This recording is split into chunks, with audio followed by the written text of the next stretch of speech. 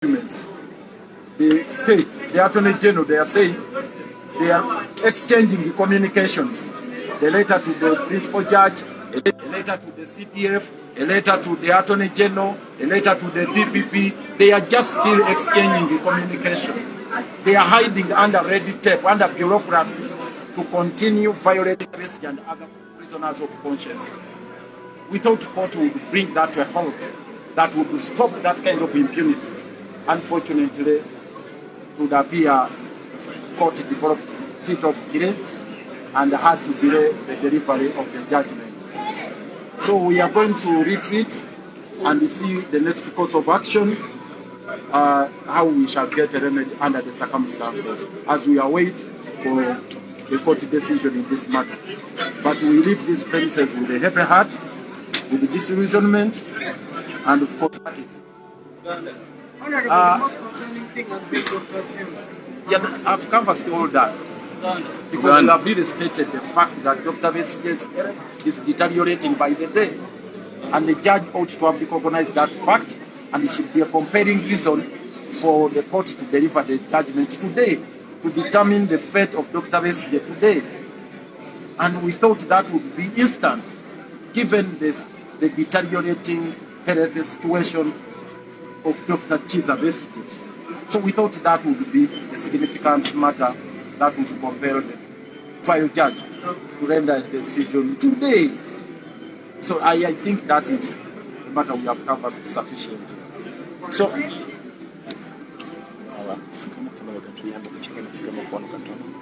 kakati tubadde mu kooti naye tugenda nevuunya ku mutima nti tubadde tusuubira nti olwaleero application eno ejja kulira okusooka mujjukira wadde bagifikisinze nga 25 omulamuzi n'atubeerera wa kisa n'aleero era nekituwa essuubi nti bwe tujja olwaleero bw'anaamala okuwuliriza tufune decision ey'amangu kitwenyamizza tuleetedde vuunya mutima yadde omulamuzi tumuwa ekitiibwa era tusuubira nti kale agenda kukola omulimu gwe asalewo naye ayinza okusalawo ng'embeera ndala mulabye obulamu Dr. Besigye bwalimu n'omulamuzi yennyini abulabye n'okutuusa kati tannafuna mbeera efuna bujjanjabi bumala obutuufu okuva mu badokita ye be yeekyuzingidde ate n'okuva mu ddwaliro erina obusobozi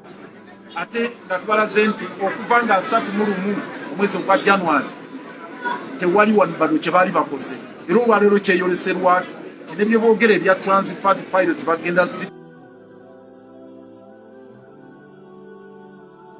zitwala mu civilian courts ebiriiyo kyeraze lwatu kubanga mu affidavit ereeteddwa state attorney bwe bujulizi bwabwe balaga mabaluwa ge beewandiikira nti Attorney General yawandiikira Chief Justice n'awandiikira Principal Judge. The Principal Judge n'awandiika ebbaluwa ng'edda bwe ya Attorney General. Attorney General bwe yagifuna n'agiwa CDF. N'Attorney General nga bagamba nti kale mukole ku process ey'okutransferinga files. Temuliimu n'akawaayiro n'akamu mu affidavit yaabwe we bagambira nti files zino tugenda zitransferinga era ku lunaku bwe luti. Ate nga ssemateeka alambika bulungi tojja kutuumira muntu mukomera okugyako ng'olina ebiragiro bya kooti. Ekyo tuzze tukinnyonnyola enkya n'eggulu. Mandi warrant yaggwako, tebalina court order mpya, tebalina kiragiro kya kooti yonna, tebaguddewo misango mipya. Kakati bakozeseza kye bayita impunity of the highest order. Kyekyo kituleetedde okwennyamira mu mutima. Omulamuzi atugambe tumuwonye ndirwa n'atuwa ensala ye. Weero kyennyamiza naye kale katugenda tulabe ekyokukola oba tumuwandiikira naye kitunyize nti olwaleero tufunye ensala ku nsonga eyo kubanga kisigadde mu bbanga bwekiti era bali baddeyo bakola ebintu byabwe ebyekifandulo nga bwe babadde bakola. Naye tugenda kutuula butuuzi katuddeyo kwatagane n'abakulembeze bonna nga balaba wano tulabe ekyokukola ekiri mu mateeka ne mu busobozi bwaffe. Beebale nnyo mwebalire ddala.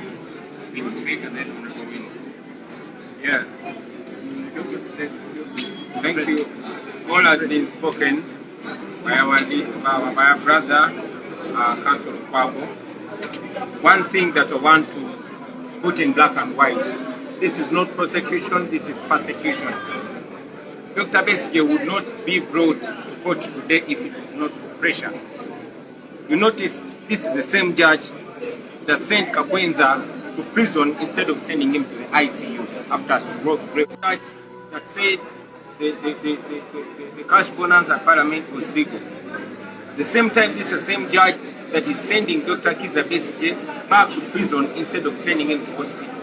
This is the Kada judge. This is the regime persecuting Dr. Besigye and all other political prisoners in the name of the only call is to the people of Uganda here and abroad.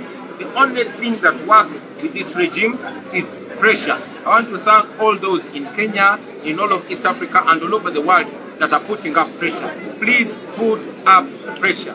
From here, we are going to hold prayers at Kabule for Dr. Kizza Besigye and other political prisoners. We are not going to stop. We gave the regime 48 hours to release Dr. Kizza Besigye because they want him alive. They are trying to kill him, and all of you see. So I call people who will stand with not only Dr. Kizza Besigye, but all political prisoners, especially those that are in prison illegally, courtesy of now the defunct military court. So stand with Dr. Kizza Besigye and all political prisoners, exert pressure, because pressure is the only thing that works under dictatorial regime. Thank you very much. Muluganda.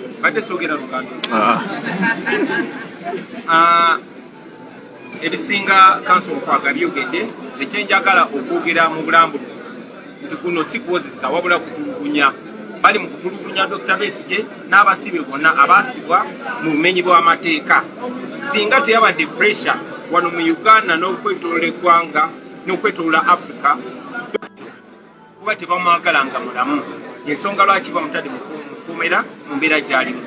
Njagala mujjukire nti omulamuzi oyo y'omusingiza yasindika Kakwenza Lukirabasajja mukomera mu kifo ky'omusindika mu ICU ng'ali mu binnyo. Ye mulamuzi y'omu eyagamba nti enguzi y'omu Parliament yali mu mateeka. Service award yali mu mateeka. That's the same judge that said the service award was legal. Kati ye mulamuzi y'omu yasindise Dr. Besigye mukomera mu kifo ky'omusindika mu ddwaliro. So kuno si kwozesa Dr. Besigye oba abasibe abalala wabula kubatulugunya. Nti bagambyeko nti teyandiza olwaleero singa teyabadde pressure gye mwataddewo. N'olw'ensonga eyo nze njagala okubasaba mwenna gye muli muteekewo pressure. Tubeebaza mwenna abeekalakasiza okwetoola East Africa ne wano mu Uganda. Temulekerawo kuba bano bawulira pressure yokka. Abatulugunya bawulira pressure. Okuba wano naffe n'abakulembeze abalala tugenda kuba n'okusaba ku Kabule nga tusabira Dr.